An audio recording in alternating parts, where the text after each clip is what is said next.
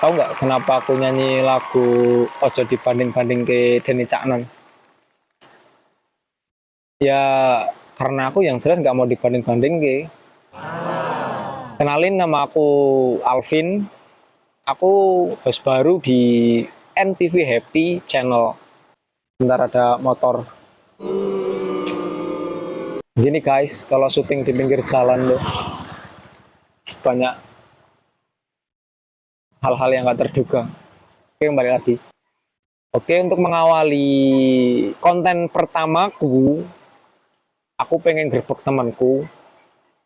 Dia anak Bandung, merantau ke Wonosobo. Oke, kita langsung grebek aja ke sana. Jangan kemana-mana, tetap di NTV Happy. Ciptakanlah happy, mulai dari diri sendiri. Udah, assalamualaikum warahmatullahi wabarakatuh.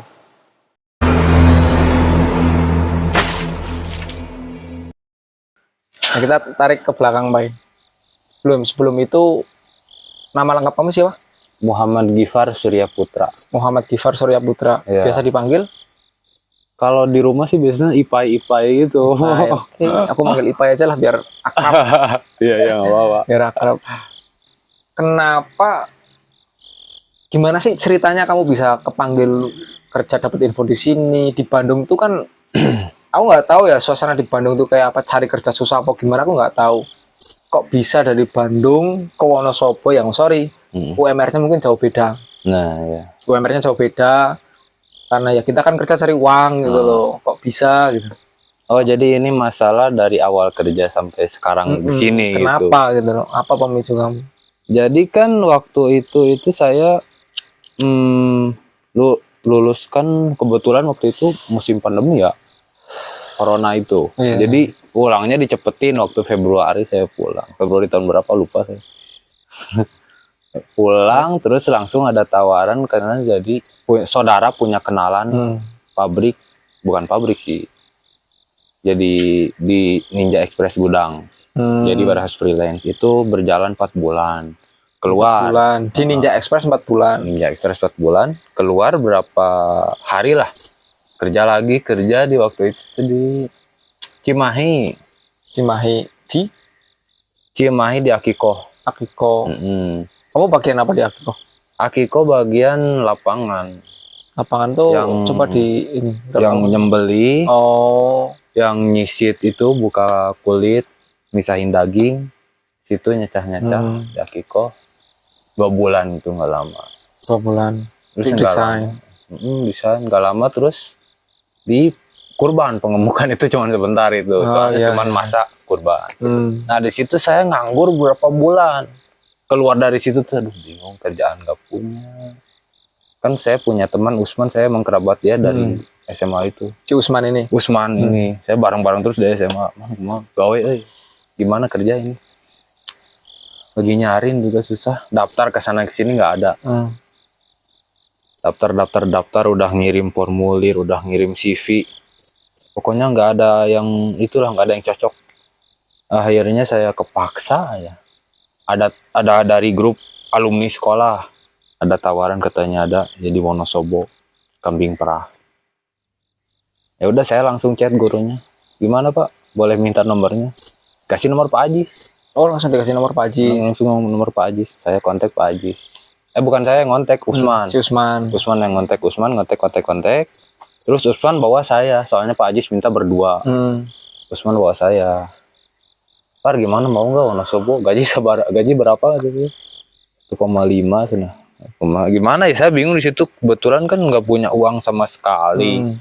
Nyusahin orang tua, terus nggak punya kerjaan apa-apa di rumah. 1 bulan lebih lah saya di rumah itu. Saya malu juga, ya udah mau nggak mau gitu diterima. Katanya kan di sini itu punya planning yang besar. Terus si karyawannya itu bakal dikuliahin. Terus nanti kalau ini sukses, insya Allah mau diajak umroh. Nah di situ saya termotivasi. Oh dari situ? Dari situ termotivasi, akhirnya saya kesini. Dan insya Allah sampai bertahan sampai sekarang ini gitu. Lumayan sih perjalanannya. Hidup kamu walaupun masih muda, udah penuh lika-liku ya, ditinggal orang tua, ibu ya, mohon maaf, ibu ya. Terus ya sekolah di boarding school yang mungkin bagi sebagian anak tuh menghindari sekolah itu. Tapi kamu sampai sini udah bisa sampai sekarang ya di Iya. titik ini seneng, happy, bahagia.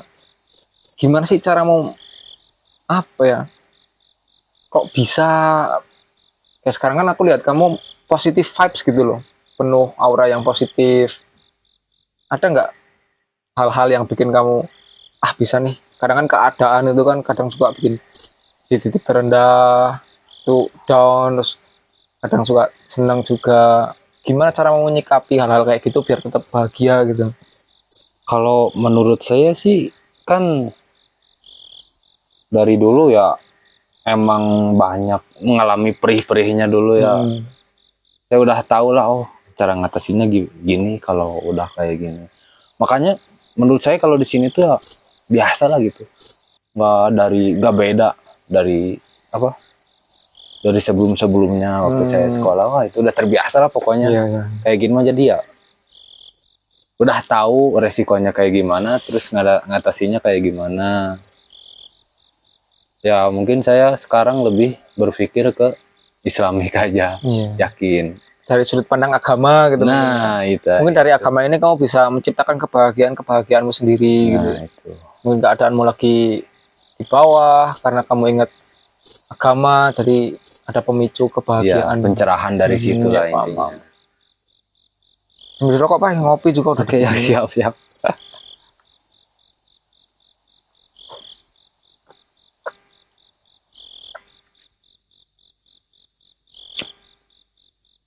Ada nggak tips-tips buat teman-teman kamu, mungkin nanti kamu ngobrol sama siapa,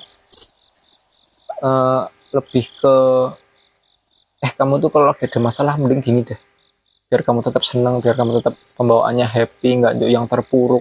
Kadang bukan keadaan yang membuat kamu itu sedih, tapi gimana cara kamu memahami keadaan itu, paham nggak?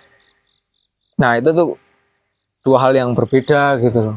Keadaan mungkin kadang bisa bikin kita sedih, tapi kalau misalkan kita memandang itu, memahami keadaan itu dengan sudut pandang yang berbeda, itu kan bisa memicu kebahagiaan juga gitu. Nah, ada nggak tips-tips dari kamu pribadi buat akulah kebahagiaan itu, definisi kebahagiaan menurut kamu tuh apa? Kalau yang namanya masalah kan yang nggak akan pernah berhenti lah. Kalau nggak mau ada masalah ya udah jangan hidup. Iya betul. Saya juga pernah dengar kata-kata dari, mohon maaf nih ya ini sedikit ada Islaminya gitu. Nggak apa-apa, sok. Jadi dari Ali bin Abi Thalib itu mengatakan, jangan bilang kepada Allah kamu punya masalah besar, tapi bilanglah kepada masalah kalau kamu punya Allah yang maha besar. Keren. Katanya itu dari situ ya. Mungkin ya motivasi juga lah ya, jangan misalkan kita lagi ada masalah, lagi terpuruk keadaan. Yang kita cari itu bukan, kan rata-rata sekarang maksiat, pelariannya ke situ. Nah pasti, aduh pengen minum, stres, stres kan kayak gitu. Ya emang susah sih ya, ngelawan kayak gitu ya. Itu hawa nafsu kan. Hawa nafsu. Cuman dari situ juga kita harus mikir, masalah itu terbitnya dari Allah. Jadi kita juga harus mintanya kepada Dia. Jangan misalkan ada masalah curhat ke orang lain, ya itu emang harus. Tapi yang pertama itu harus curhat dulu ke yang ngasih masalah. Oh gitu, keren. Curhat dulu ke yang ngasih masalah, gimana, nanti baru curhat minta solusi. Itu kan perantara dari atas, yang maha gitu. kuasa. Dari yang maha kuasa. Jadi ya intinya itu, setiap ada masalah langsung aja berdoa atau apa, jangan langsung stres terus curhat ke teman-teman harus gimana, mabok. Harusnya kayak gitu kan. Tapi nggak bisa dipungkiri Pak, sekarang tuh kebanyakan dari pemuda gini, sebagian ya oknum lah ya, masalah larinya ke negatif. Padahal kalau misalkan semua orang pemahamannya kayak kamu ya, yang kayak aku bilang tadi, kadang bukan keadaan yang buat kita terpuruk, tapi gimana cara kita memahami masalah tersebut. Iya kan, bener kan ya, kayak yang tadi Abi Thalib bilang itu bener. Kalau semua orang pemikirannya kamu, nggak ada orang sedih bahagia terus. Iya, emang rata-rata kayak gitu. Cuman saya pun ngerasain kalau di saat ada masalah, kalau lagi sendiri, Salah stres. Pengennya apa ya? Gimana lah? Hmm. Pasti kepikiran itu maksiat. Tapi setelah ada pencerahan dari siapa orang lain yang lebih paham dari saya, ini harus gini. Terus saya pun akhirnya tersentuh hatinya gitu nih. Ya Sadar gitu lah ya. Ya intinya ya mungkin rata-rata ya beda-beda lah setiap orang ya. Ada yang mohon maaf hatinya tertutup atau gimana gitu Kok ya. hati yang tertutup kok ngadepnya ke aku weh. Guyon. Iya sih, keren pemikiranmu, keren. Itu makanya aku bilang kamu tuh penuh aura positif, karena ya nggak masalah, kan setiap orang kan punya persepsi masing-masing, sudut pandang masing-masing. Kayak kamu lebih condong ke agama, ada yang lebih ke logika gitu. Nah iya benar, logika.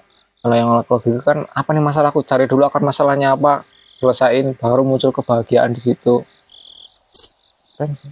Cuman kan rata-rata sekarang setiap ada masalah itu selalu ngandelin emosi. Selalu aja ngandelin emosi. Nggak akan beres masalahnya kalau emosi. Ya kalau mau ya oke. Kita ada masalah. Kabur nggak apa-apa, cuman sementara untuk tenangin diri kita. Setuju. Baru kita balik lagi ke intinya, harus gimana solusinya. Bukan ada masalah, kita langsung emosi, gimana lah gitu. Asal-asalan, acak-acakan, jadi ya semuanya nggak akan berjalan baik, malah tambah besar masalahnya. Paham. Rata-rata kan lah gimana ya, saya pun sama ngerasain kalau lagi masalah pasti aja emosi bawaannya. Tapi ya mau nggak mau itu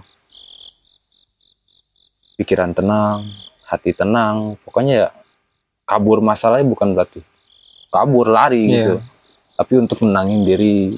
Dengan diri yang tenang kan kita jadi lebih mudah buat misalnya bisa lebih jernih pikirannya gitu. Makanya happy terus gitu ya. Kayak nggak ada masalah, padahal masalah mah banyak. Banyak banget. Keren sih. Oke, demikian obrolan aku sama Gifar pada malam hari ini. Beberapa poin yang bisa aku ambil dari Mas Gifar ya, bahwasanya setiap orang itu pasti punya masalah, tinggal kita gimana cara menyikapi itu sendiri, terus gimana caranya kita memaknai masalah tersebut. Masalah itu kan datangnya dari Allah kalau kata Mas Gifar, terus kita juga kembalikan lagi ke Allah, kita cari solusi, menenangin diri dulu katanya, menenangin diri, kepala tenang, hati tenang, kita selesaiin dengan hati yang senang juga. Mungkin sekian yang bisa aku sampaikan, aku bawain di segmen kali ini, di episode kali ini. Mohon maaf kalau misalkan sedikit ada kesalahan teknis atau obrolannya kurang apa ya, kayak kurang mengalir gitulah, soalnya ini juga pertama kali. Mohon saran, masukan, kritik juga boleh. Semoga buat aku dan channel ini ke depan, saran dari kalian itu bisa membangun. Tolong like, comment, share, and subscribe. Komen juga masukan-masukan kalian biar kita juga bisa evaluasi.